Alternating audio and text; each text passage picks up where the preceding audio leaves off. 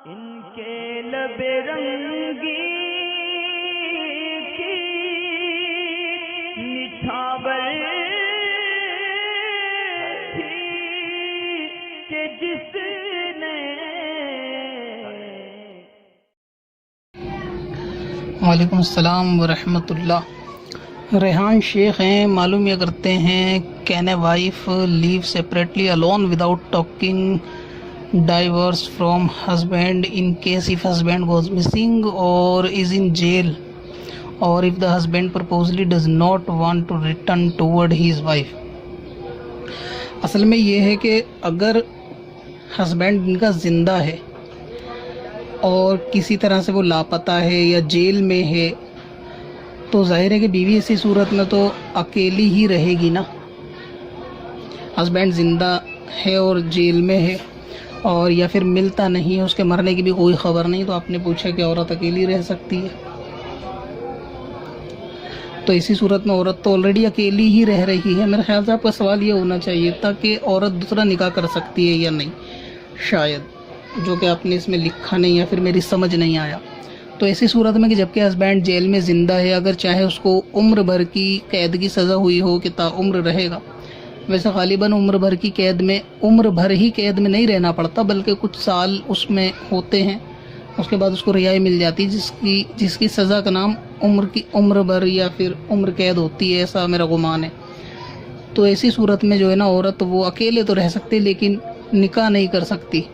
اور اگر ہسبینڈ اس کا مس ہے یعنی لاپتہ ہو گیا اور اس کی لاکھ کوششوں کے بعد بھی نہیں ملتا، کافی سال گزر گئے، تو بھی عورت اکیلی ہی رہ رہی ہے، لیکن ایسی صورت میں بھی وہ یعنی طلاق شدہ نہیں کہی جائے گی۔ اگر آپ کا سوال یہ ہے کہ اس کو ودوا مان لیا جائے، وہ اکیلی رہتی ہے، ایسی صورت میں تو بالکل نہیں، اس کو طلاق شدہ یا ودوا اس کو نہیں تصور کیا جائے گا۔ اور اگر ہسبینڈ جو ہے وہ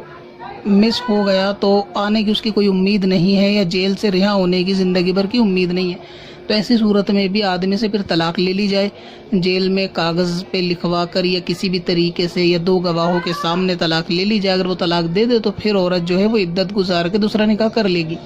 لیکن اگر ایسی سچویشن ہے کہ آدمی نے طلاق نہیں دی اور ہسبینڈ کہیں مس ہے یا پھر جیل میں ہے، اس کے واپسی کی کوئی امید نہیں ہے، تو پھر ایسی صورت میں عورت اکیلے تو آلریڈی ہو ہی گئی وہ، لیکن وہ طلاق شدہ نہیں ہوگی۔ اب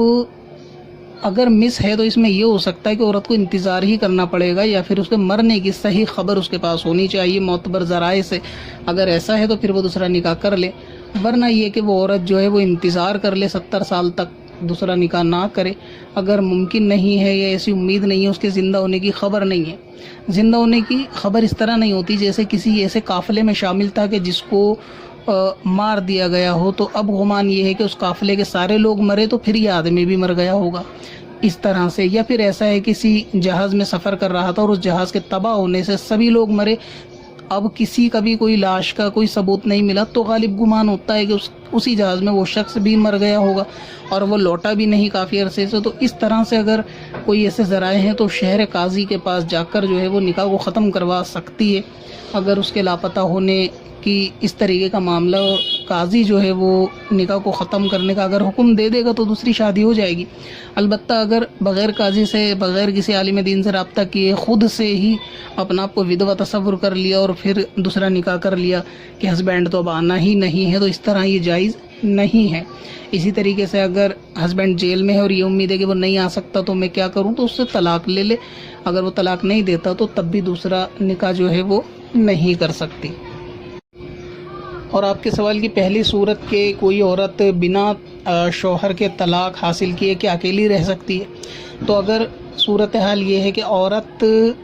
کسی لڑائی جھگڑے کی وجہ سے اگر اکیلی رہ رہی ہے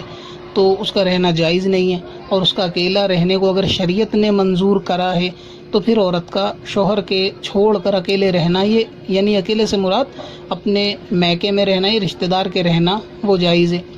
مثلاً یہ کہ شوہر کی طرف سے اتنا شدید ظلم ہوتا ہے، اس کو آئے دن مار پیٹ کا، جھگڑے کا معاملہ ہوتا ہے، یا شوہر وغیرہ جو ہے وہ اس پہ اتنا ظلم کرتے ہیں کہ اس کی جان کو خطرہ ہے یا جسم کے اعضاء کو نقصان پہنچتا ہے، مطلب اتنا اس کو کوئی گھر میں اس کا شوہر مارتا ہے کہ وہ جو ہے نا بے ہوش ہو جاتی ہے، یا پھر اس کو ضرورت پہ کھانا تک نہیں دیا جاتا، یا بیمار ہوتی ہے تو اس کی کوئی دیکھ ریکھ والا نہیں، اور اعلیٰ درجے کی کلیل اس کی حالت ہو جاتی ہے کہ وہ اٹھ بھی نہیں سکتی، اور ایسی صورت میں اس کی کوئی دوا کا بھی انتظام نہیں ہوتا، اس کو وقت پہ روٹی بھی نہیں ہوتی، تو یہ اس کی عورت کی یعنی ضرورتیں ہیں۔ اگر شوہر یہ پوری نہیں کرتا اور اس میں شوہر کی لاپرواہی واقعی میں ہے تو پھر عورت جو ہے اس کا گھر بغیر طلاق حاصل کیے بھی آدمی کا گھر چھوڑ سکتی ہے۔ ایک صورت یہ ہوتی ہے کہ اگر شوہر بد عقیدہ یا بد مذہب ہو گیا کہ یا پھر اسلام سے خارج ہو گیا تو بھی عورت جو ہے اس کا گھر وہ چھوڑ سکتی ہے۔ اگر ایسا نہیں ہے، اس پہ اتنا ظلم نہیں ہو رہا، اتنا اس کو مارا بھی نہیں جا رہا، کھانا وغیرہ سب اس کو ٹائم پہ دیا جا رہا ہے، پھر کسی بات پہ آپسی اختلاف یا لڑائیاں یا جھگڑے یا ناراضی وغیرہ ہے تو ایسی صورت میں گھر نہیں چھوڑ سکتی، گھر میں رہتے ہوئے ہی صلح کرنے کی کوشش کرے، اپنی ناراضی کو گھر میں رہتے ہوئے ہی ظاہر کرے اور شوہر کے حق کو ادا کرے۔ مثلا یہ کہ بات چیت اگر اس کو کسی ناراضی کی وجہ سے خفا ہے تو وہ اس کو کھانا وغیرہ بھی شوہر کو وقت پہ دیا جائے گا، اس کے کپڑے، اس کے انتظام، ناشتے وغیرہ کا، اور دوسری جو اس کی ضرورتیں ہیں ان سب کو عورت کو پورا کرنا ہوگا۔ تو شریعت اجازت نہیں دیتی کہ وہ گھر چھوڑ کے جائے جب تک ممکن ہے کہ گھر میں رہ کر صلح ہو سکتی ہے۔ اور اگر معاملہ وہی ہے کہ اتنا شدید ہے کہ ظلم ایسا ہے کہ عورت برداشت نہیں کر سکتی تو ایک مجبوری ہے کہ جان کا خطرہ ہو تو عورت جا سکتی ہے،